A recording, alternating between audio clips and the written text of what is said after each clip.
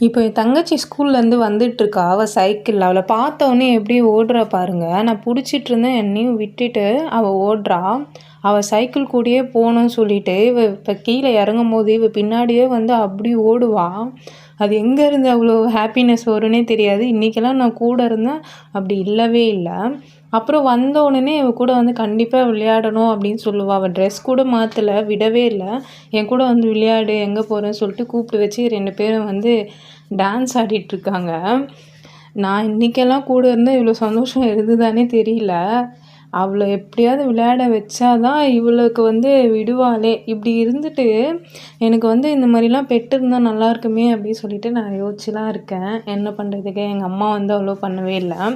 So இன்னும் கொஞ்ச நேரத்தில வந்து இப்ப வந்து டியூஷன் கிளம்புறா அவ. டியூஷன் கிளம்பும்போது நான் அவள புடிச்சிட்டு தான் இருந்தேன். இருந்தாலும் அவ பின்னாடியே ஓடுறா. எங்க நம்மள கூட்டிட்டு போ மாட்டாங்களோ அப்படின்னு சொல்லிட்டு ஓடுறா. திரும்பி பார்த்துட்டு பாய் காட்டும்போது கூட, "நீ எங்க போற? என்ன விட்டுட்டு எங்க போற?" அப்படின்ற ஒரு ஏக்கம் இருந்தது அவளுக்கு. இப்ப பாருங்க, "வா நம்மளும் பின்னாடியே போலாம்னு" சொல்லிட்டு என்ன கூப்பிட்டுட்ருக்கா.